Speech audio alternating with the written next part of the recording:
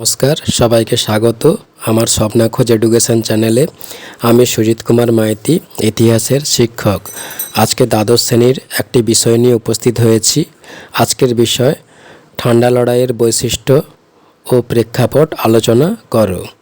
প্রথম কি বলা হচ্ছে, দ্বিতীয় বিশ্বযুদ্ধের অবসানের পর পৃথিবীর বেশিরভাগ রাষ্ট্র আমেরিকার নেতৃত্বাধীন পশ্চিমী রাষ্ট্রজোট এবং সোভিয়েত রাশিয়ার নেতৃত্বাধীন সমাজতান্ত্রিক রাষ্ট্রজোটের অন্তর্ভুক্ত বা সমর্থকে পরিণত হয়।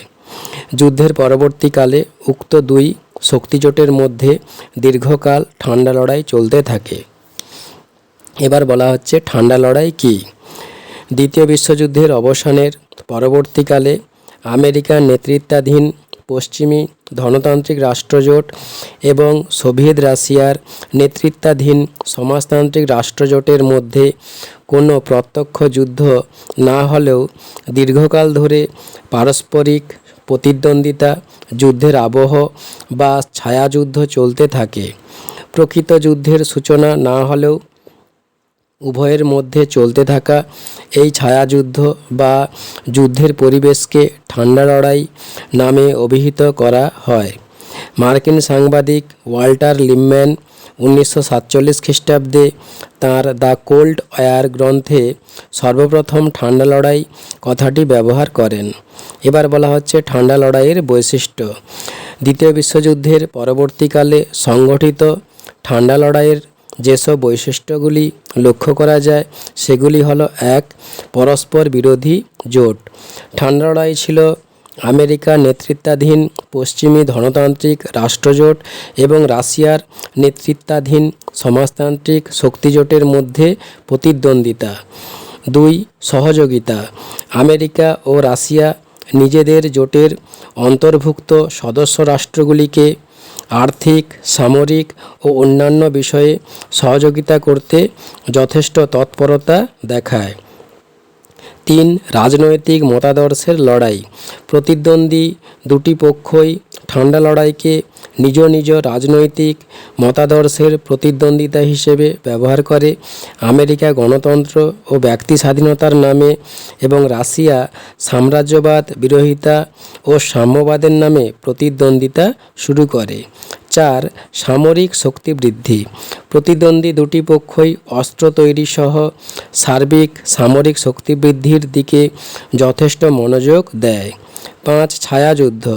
আমেরিকা ও রাশিয়া উভয় পক্ষের সামরিক শক্তি যথেষ্ট বৃদ্ধি পাওয়া সত্ত্বেও কোনো পক্ষই একে অন্যের বিরুদ্ধে প্রত্যক্ষ সংঘর্ষে অংশ নেয়নি, কেবল যুদ্ধের আবহ জিয়ে রেখেছিল।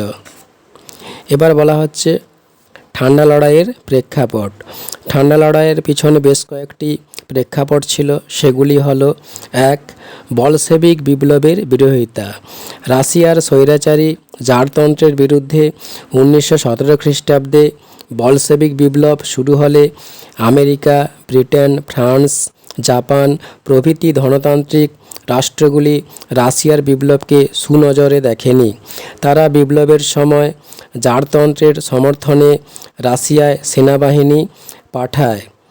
ফলে পশ্চিমী দেশগুলির প্রতি রাশিয়ার মনে বিরূপ ধারণার সৃষ্টি হয়। 2. হিটলারের প্রতি তোষণনীতি। প্রথম বিশ্বযুদ্ধের পরবর্তীকালে একনায়কতান্ত্রিক শাসক হিটলার জার্মানির রাষ্ট্র ক্ষমতা দখল করেন।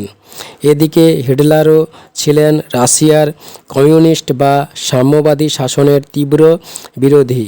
তাই ইংল্যান্ড ও ফ্রান্স হিটলারের প্রতি তোষণনীতি গ্রহণ করে রাশিয়ার সমাজতান্ত্রিক সরকারের বিরুদ্ধে হিটলারকে আরও প্ররোচিত করে।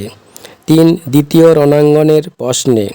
দ্বিতীয় বিশ্বযুদ্ধ চলার সময় জার্মানির হিটলার 1941 খ্রিস্টাব্দে রাশিয়া আক্রমণ করেন। হিটলারের আক্রমণের চাপে রাশিয়া নাস্তানাবুদ হয়ে পড়ে। এই অবস্থায় জার্মানির আক্রমণের চাপ কমানোর উদ্দেশ্যে রাশিয়া মিত্রশক্তির কাছে জার্মানির বিরুদ্ধে পশ্চিম ইউরোপে একটি দ্বিতীয় রণাঙ্গন খোলার প্রস্তাব দেয়। কিন্তু মিত্রশক্তির সদস্য আমেরিকা ও ইংল্যান্ড দ্বিতীয় রণাঙ্গন খোলার বিষয়ে অযথা টালবাহানা করে সময় কাটায়। আমেরিকা ও ইংল্যান্ডের এরূপ আচরণে মিত্রশক্তির প্রকৃত উদ্দেশ্য সম্পর্কে রাশিয়ার মনে সন্দেহ তৈরি হয়। 4. রুশ সম্প্রসারণ। বলশেভিক বিপ্লবের আগে থেকেই রাশিয়া নিজের নিরাপত্তার স্বার্থে পূর্ব ইউরোপ ও বলকান অঞ্চলের বিভিন্ন দেশে সম্প্রসারণ নীতি গ্রহণ করে। দ্বিতীয় বিশ্বযুদ্ধের সময় জার্মানির আধিপত্য হটিয়ে রুশ সেনা এসব দেশে প্রবেশ করে। যুদ্ধের পর রাশিয়া এসব অঞ্চলে নিজের আধিপত্য প্রতিষ্ঠায় সচেষ্ট হয়, কিন্তু মার্কিন রাষ্ট্রপতি ট্রুম্যান পূর্ব ইউরোপে রুশ সম্প্রসারণ মানতে রাজি ছিলেন না। 5. আণবিক বোমার গবেষণা। দ্বিতীয় বিশ্বযুদ্ধ চলাকালীন রাশিয়াকে সম্পূর্ণ অন্ধকারে রেখে আমেরিকা বিপুল পরিমাণ অর্থ ব্যয় করে আণবিক বোমা তৈরির এক পরিকল্পনা হাতে নেয়। আমেরিকা গোপনে এই বোমা তৈরি করায় আমেরিকার প্রতি রাশিয়ার সন্দেহ বৃদ্ধি পায়। এরপর জাপানের হিরোশিমা ও নাগাসাকিতে আমেরিকা আণবিক বোমা বর্ষণ করলে রাশিয়া ক্ষুব্ধ হয়। এবার বলা হচ্ছে মূল্যায়ন। সাধারণভাবে দেখা যায় যে বিভিন্ন ঐতিহাসিক দ্বিতীয় বিশ্বযুদ্ধ পরবর্তী ঠান্ডা লড়াইয়ের উদ্ভবের জন্য হয় সোভিয়েত রাশিয়া নয় মার্কিন যুক্তরাষ্ট্রের ভূমিকার উপর সর্বাধিক গুরুত্ব আরোপ করে থাকেন। ফলে এ বিষয়ে অন্যান্য শক্তিগুলির ভূমিকা তুলনামূলকভাবে অনালোচিত হয়েছে। বাস্তবেই দ্বিতীয় বিশ্বযুদ্ধ পরবর্তী সময়ের আন্তর্জাতিক পরিস্থিতি যে ঠান্ডা লড়াইয়ের উদ্ভবে অনুঘটকের কাজ করেছিল তা দ্বিধাহীনভাবে বলা যায়। বন্ধুরা, ভিডিওটি ভালো লাগলে লাইক, কমেন্ট, শেয়ার ও সাবস্ক্রাইব করে রাখবেন, আর পাশের নোটিফিকেশানটি সক্রিয় করে পাশে থাকবেন যাতে এই রকম নতুন নতুন ক্লাস ভিডিও সবার আগে আপনার কাছে পৌঁছে যেতে পারে। ধন্যবাদ। পরের একটি নতুন ক্লাস ভিডিওতে দেখা হচ্ছে।